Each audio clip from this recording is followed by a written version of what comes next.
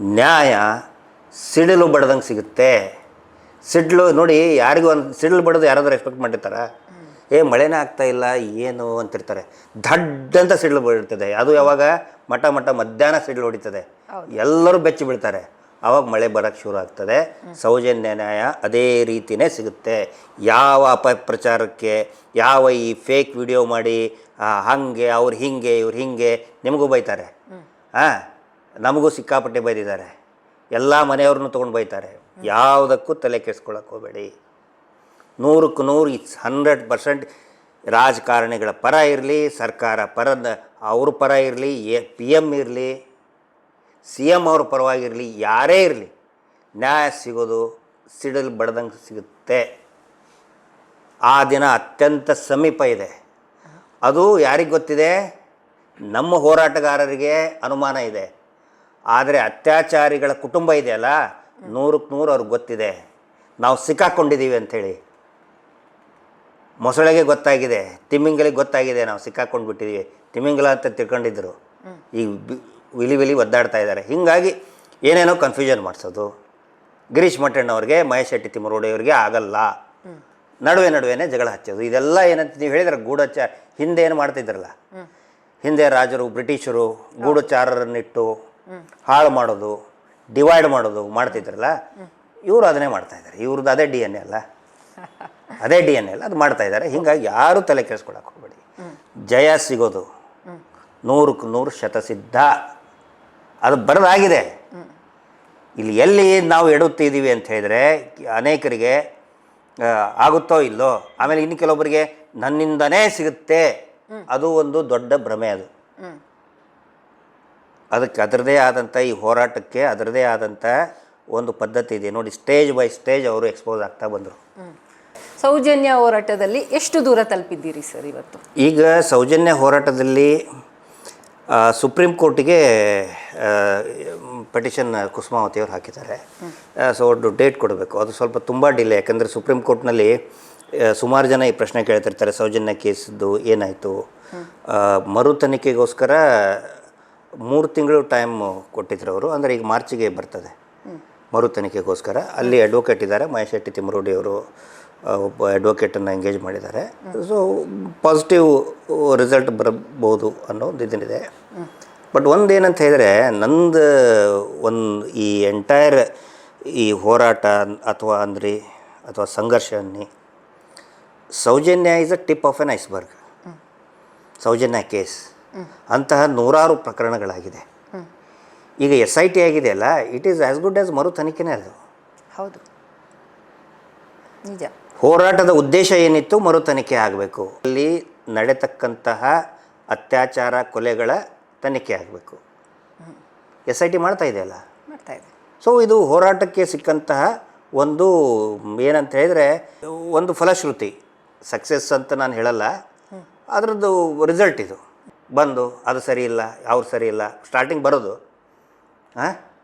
ಈಗ ಮಾತಾಡ್ತಾರಲ್ಲ, ಅದು ಸರಿ ಇಲ್ಲ, ಹೋರಾಟಗಾರ ಸರಿ ಇಲ್ಲ. ಇದು ನೋಡಿ, ಜನಗಳು ಹುಚ್ಚರಲ್ಲ.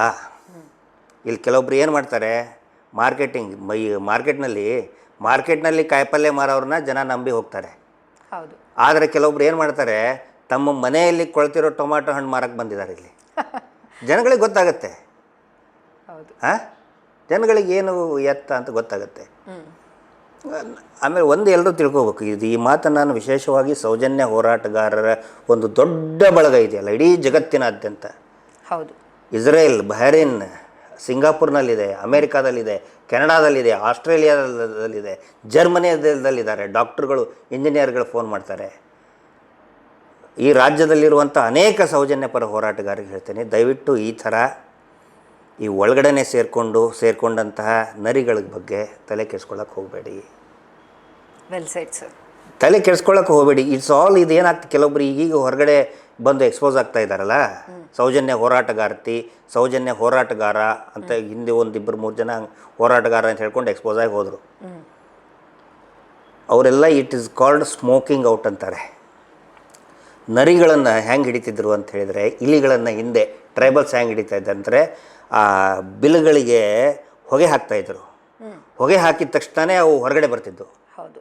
ಈಗ ಆ ನರಿಗಳು ಆ ಬಿಲದಲ್ಲಿ ಹೊಗೆ ಸೌಜನ್ಯ ಶಕ್ತಿ ಅಂದರೆ ಹಾಗೆ.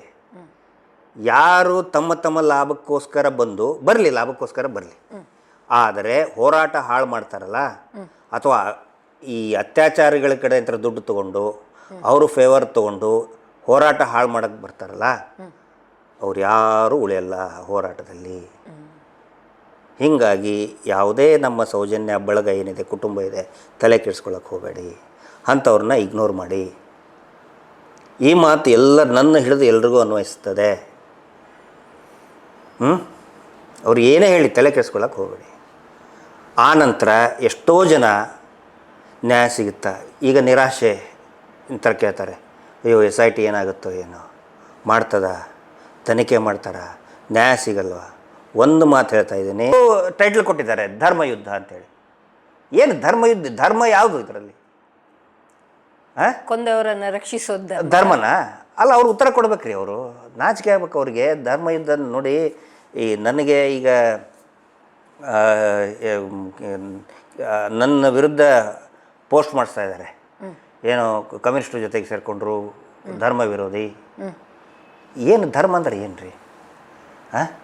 ಕೊಂದವರನ್ನು ರಕ್ಷಿಸೋದು.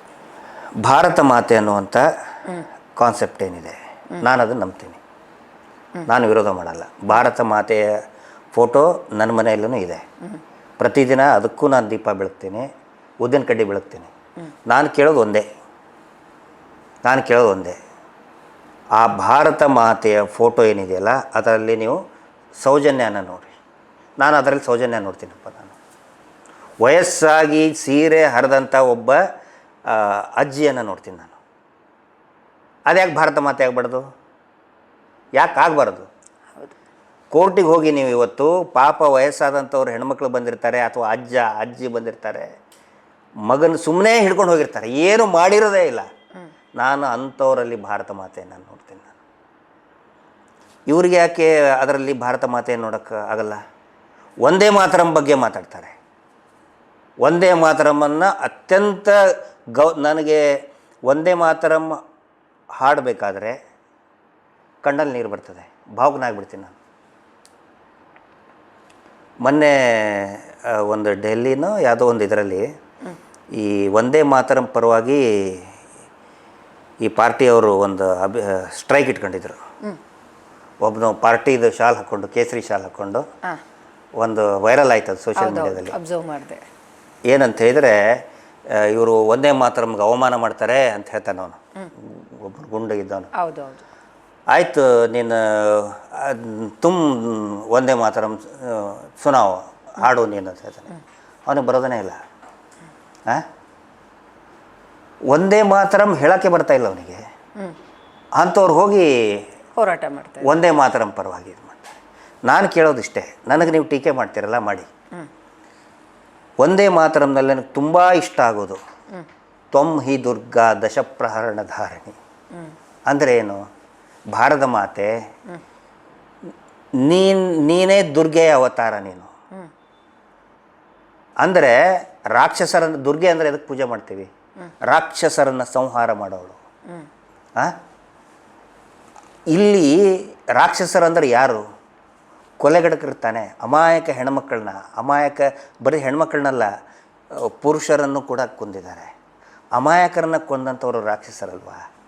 ಒಂದೇ ಮಾತರಂನಲ್ಲಿ ನಾವು ಹೇಳ್ತೇವೆ ಭಾರತ ಮಾತೆಗೆ ತ್ವಂ ಹಿ ದುರ್ಗಾ ದಶಪ್ರಹರಣ ಧಾರಿಣಿ.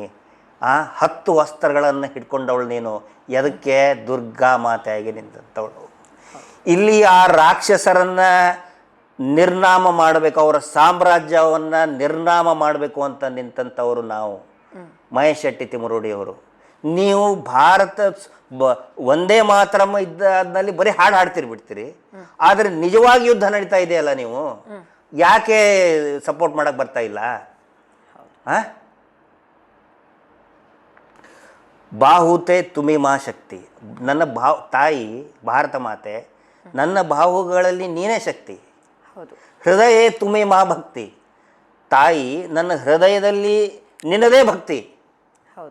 ತ್ವಂ ಹಿ ದುರ್ಗಾ ದಶಪ್ರಹರಣ ಧಾರಿಣಿ ಅಂತೇಳಿ ಒಂದೇ ಮಾತರಂನಲ್ಲಿ ನಾವು ಹೇಳಿ ಅಸಲಿಯತ್ ವಾಸ್ತವವಾಗಿ ಗ್ರೌಂಡ್ ಲೆವೆಲ್ನಲ್ಲಿ ಆ ಯುದ್ಧ ನಡಿಬೇಕಾದ್ರೆ, ಆ ಶುಂಭ ನಿಶುಂಭ ರಾಕ್ಷಸರ ವಿರುದ್ಧ ಈ ಹೋರಾಟ ನಡಿಬೇಕಾದ್ರೆ ನೀವು ಆ ಶುಂಭ ನಿಶುಂಭರ ಪರವಾಗಿ ನಿಂತ್ಕೊಳ್ತೀರಿ ನೀವು. ಆ ಬಿಜೆಪಿಯ ಎಲ್ಲಾ ಲೀಡರ್ಗಳಿಗೆ ನಾನು ಹೇಳ್ತಾ ಇದ್ದೀನಿ ನಾನು. ನಿಜ. ಅಂದ್ರೆ ಬರೀ ಹಾಡ್ಕೊಂತ ಭಜನೆ ಮಾಡ್ಕೊಂತ ಹೋಗೋದಾ? ಅಧಿಕಾರ ಇಲ್ದಾಗ ಇದು ಭಜನೆ ಮಾಡ್ಕೊಂತ ಹೋಗೋದು, ಅಧಿಕಾರ ಸಿಕ್ಕ ಮೇಲೆ ಆರೋಚಕ ಹೇಳ್ತಾರಲ್ಲ, ಹೆಮ್ಮೆಯಿಂದ ಹೇಳ್ತೇನೆ, ಬಜರಂಗ ದಳದವರಿಗೆ ಅರೆಸ್ಟ್ ಮಾಡಿಸಿದ್ ನಾನು, ಪಬ್ ದಾಳಿ ಮಾಡಿದ ನಾನು. ಮುಟ್ಟಾಳ್ರಿಗೆ ಹೇಳ್ತೇನೆ, ನಮ್ಮ ಯುವಕರಿಗೆ ಪ್ರೀತಿಯಿಂದ ಒಂದು ಅಣ್ಣನ ಸ್ಥಾನದಲ್ಲಿ ನಿಂತ್ಕೊಂಡು ಹೇಳ್ತಾ ಇದ್ದೀನಿ, ಮುಟ್ಟಾಳ್ರಾಗಕ್ಕೆ ಹೋಗಬೇಡಿ ಇಂಥವ್ರ ಮಾತು ಕೇಳ್ಕೊಂಡು. ಅಧಿಕಾರದಲ್ಲಿದ್ದಾಗ ನಿಮ್ಮನ್ನು ಒಂದು ಒಳಗೆ ಹಾಕ್ತಾರೆ, ಅದನ್ನು ಹೆಮ್ಮೆಯಿಂದ ಹೇಳ್ಕೊತಾನೆ ಆರ್ ಅಶೋಕ್. 3 ಅಕ್ಷರ ಬಾರದಂತ ಆರ್ ಅಶೋಕ್ ಹೇಳ್ತಾರೆ, ನಾನು ಹೋಮ್ ಮಿನಿಸ್ಟರ್ ಆಗಿದ್ದೆ, ಪಬ್ ದಾಳಿ ಮಾಡಿದಂಥ ಬಜರಂಗ ದಳದವ್ರಿಗೆ ಒಳಗಡೆ ಹಾಕ್ಸಿದೆ, ನಾನು ಅರೆಸ್ಟ್ ಮಾಡಿದೆ ಅಂತ ಹೇಳ್ತಾನೆ. ಮುಟ್ಟಾಡ್ರಾಗಬೇಡಿ. ನಿಮ್ಮ ಸೆಕ್ಯೂರಿಟಿ, ನಿಮ್ಮ ಮನೆ ಸೆಕ್ಯೂರಿಟಿ ನೋಡಿ. ಸೌಜನ್ಯ ಹೋರಾಟ ಅಂದರೆ ಏನು? ನೀವು ಪ್ರಾರಂಭದಲ್ಲಿ ಹೇಳಿದ್ರಿ ನನಗೆ, ಹೆಣ್ಣುಮಕ್ಕಳ ಪರವಾಗಿ ಅಂತ ನಾನು ಬಂದಿಲ್ಲ, ಟೈಟಲ್ಗೋಸ್ಕರ ನಾನು ಬಂದಿಲ್ಲ. ಇದರಲ್ಲಿ ನನ್ನ ಸ್ವಾರ್ಥ ಇದೆ, ಸ್ವಾರ್ಥಕ್ಕೋಸ್ಕರ ಬಂದಿದ್ದೀನಿ. ಏನು ಸ್ವಾರ್ಥ? ಸ್ವಾರ್ಥ ಅಂತ ಹೇಳಿದ್ರೆ, ಈ ಹೋರಾಟದಿಂದ ನನ್ನ ಮನೆಗೂ ರಕ್ಷಣೆ ಸಿಗುತ್ತೆ, ನನ್ನ ಮಗಳು ಸರಿಯಾಗಿ ಮನೆಗೆ ಬರ್ತಾಳೆ, ಇಂಥ ರಾಕ್ಷಸರ ಹಾವಳಿ ಇಲ್ದೇ ಸೇಫ್ ಆಗಿ ಬರ್ತಾಳೆ, ಅದು ನನ್ನ ಸ್ವಾರ್ಥ. ಇಲ್ಲ ಅಂತಂದರೆ ನಾಳೆ ನನ್ನ ಮಗಳು ಕೇಳ್ತಾಳೆ, ಅಪ್ಪ ಅಷ್ಟು ದೊಡ್ಡ ಸೌಜನ್ಯ ಹೋರಾಟ ನಡೆದಿತ್ತು, ನೀನು ಯಾಕೆ ಮನೇಲಿ ಕೂತ್ಕೊಂಡಿದ್ದೆ ಅಂತ ಕೇಳಿದ್ರೆ, what should I answer to my daughters? ಅದಕ್ಕೆ ನಾನು ಬಂದಿದ್ದೀನಿ. ನನಗೆ ಯಾವ ಟೈಟ್ಲು ಬೇಡ, ಯಾವ ಹೆಸರು ಬೇಡ. ವೈಯಕ್ತಿಕವಾಗಿ ಯಾರೇ ನನಗೆ ಸನ್ಮಾನ ಮಾಡಿದರೂ ನನಗೇನು ಅಟ್ಟಕ್ಕೇರಲ್ಲ, ಬೈದರೂ ಕೂಡ ನಾನು ಕುಗ್ಗಲ್ಲ. ಹೋರಾಟಕ್ಕೆ ಬೈದರೆ ಖಂಡಿತ ನಾನು ನನ್ನದೇ ಆದಂಥ ರೀತಿಯಲ್ಲಿ ಉತ್ತರ ಕೊಡ್ತೀನಿ. ಟೈಟ್ಲ್ ಬೇಡ ನಮಗಿಲ್ಲಿ. ನಮಗೆ ಅವಶ್ಯಕತೆ ಇಲ್ಲ. ಎಲ್ಲರೂ ಸಮಯ ಕೊಡ್ತಾ ಇದ್ದಾರೆ, ನಾನು ಸ್ವಲ್ಪ ಜಾಸ್ತಿ ಸಮಯ ಕೊಡ್ತಾ ಇದ್ದೀನಿ ಇಷ್ಟೇ. We are just giving. ನಾನು ಎಲ್ರಿಗೂ ಹೇಳೋದು ಇಷ್ಟೇ, ಒಂದು 10 ನಿಮಿಷ ಟೈಮ್ ಕೊಡ್ರಪ್ಪ ನೀವು. ಅದೇ ಸರ್, ನನಗೂ ಅನಿಸಿದ್ದು, ಭಗವಂತ ಅಷ್ಟು ಚೆನ್ನಾಗಿಟ್ಟಿರುವಾಗ ಇವ್ರು ಯಾಕಪ್ಪ ಹೋರಾಟಕ್ಕೆ ಬಂದರು? ಇಷ್ಟು ಚೆನ್ನಾಗಿದೆ ಇವ್ರ ಪ್ರೊಫೈಲು, ಅಧಿಕಾರಿಯಾಗಿದ್ದರು, ಜೊತೆಗೆ ಏನು ಫೈನಾನ್ಷಿಯಲ್ ಪ್ರಾಬ್ಲಮ್ಸ್ ಇಲ್ಲ, ಆರಾಮಾಗಿದ್ದವ್ರು ಬಂದು ಈ ರೀತಿಯಾಗೆಲ್ಲ ಯಾಕೆ ಅನಿಸ್ಕೊಳ್ತಾ ಇದ್ದಾರೆ? ಈಗ ಅರ್ಥ ಆಯಿತು ಮೇಡಮ್, ಇದು ಪಾಯಿಂಟ್ ಅಲ್ಲ. ಕಾನ್ಷಿಯಸ್ ಸುಮ್ಮನೆ ಇರೋಕ್ಕೆ ಬಿಡಲ್ಲ. ಈಗ ಎಷ್ಟು ಕೇಳ್ತಾರೆ. ಈಗ ಮಹೇಶ್ ಶೆಟ್ಟರ್ ಕೇಳಿ ಯಾಕೆ ಬಂದ್ರಿ ಅಂತ ಹೇಳಿದ್ರೆ, ಹೌದು ನೋಡಿ, ನಿಮ್ಗೆ ಆಗಲ್ಲ ಅದು, ಮನೇಲಿ ಸುಮ್ಮನೆ ಕೂತ್ಕೊಳ್ಳೋಕ್ಕಾಗಲ್ಲ. ಅದರ ಅರ್ಥ ನಾವು ಒಬ್ಬನೇ ಮಾಡ್ತಾ ಇದ್ದೀನಿ, ಮಹೇಶ್ ಶೆಟ್ಟರ್ ಇಷ್ಟೇ ಮಾಡ್ತಾ ಇದ್ದಾರೆ ಅಂತಲ್ಲ. ಮಹೇಶ್ ಶೆಟ್ಟರು ಫುಲ್ ಟೈಮ್ ಇಡೀ ಅವರ ಯೌವನವನ್ನೇ ಕೊಟ್ಟರು. ನಾನು ಒಂದು 2 ವರ್ಷ ಟೈಮ್ ಕೊಟ್ಟಿದ್ದೀನಿ. ಒಂದು ದಿನದಲ್ಲಿ ಒಂದು ಮ್ಯಾಕ್ಸಿಮಮ್ ಟೈಮ್ ಕೊಡ್ತೀನಿ ನಾನು. ಆ ಥರ ಇಡೀ ಒಂದು ದೊಡ್ಡ ಸಮುದಾಯ, ಒಬ್ಬರು 10 ನಿಮಿಷ ಕೊಡ್ತಾರೆ, ಅರ್ಧ ಗಂಟೆ ಕೊಡ್ತಾರೆ. ಕಾರ್ಯಕ್ರಮ ಹೋರಾಟ ಇದ್ದರೆ ಬಂದು ಹೋಗ್ತಾರೆ, ಒಂದು ಅರ್ಧ ದಿನ ಕೊಡ್ತಾರೆ. ನಾನು ಎಲ್ರಿಗೂ ರಿಕ್ವೆಸ್ಟ್ ಮಾಡ್ಕೊಳ್ಳೋದು, ದಯವಿಟ್ಟು ಟೈಮ್ ಕೊಡಿ. ಇಲ್ಲಿ ಯುದ್ಧ ಅಂತ ಹೇಳಿದರೆ ನೀವೇನು ಯಾರಿಗೂ ಹೋಗಿ ಹೊಡಿಬೇಕಾಗಿಲ್ಲ, ಕೊಲ್ಲಬೇಕಾಗಿಲ್ಲ, ಕಲ್ಲೆಸಿಬೇಕಾಗಿಲ್ಲ, ಏನು ಮಾಡಬೇಕಾಗಿಲ್ಲ. ಕೆಟ್ಟದಾಗಿ ನೀವು ಬಯಲಿಕ್ಕೆ ಹೋಗಬೇಡಿ, ಏನು ಮಾಡಬೇಡಿ. ಜಸ್ಟ್ ಒಂದು ಸಪೋರ್ಟಿವ್ ಆಗಿ ನಿಂತ್ಕೊಳ್ಳಿ. ಯಾಕಂತ ಹೇಳಿದರೆ ಇಡೀ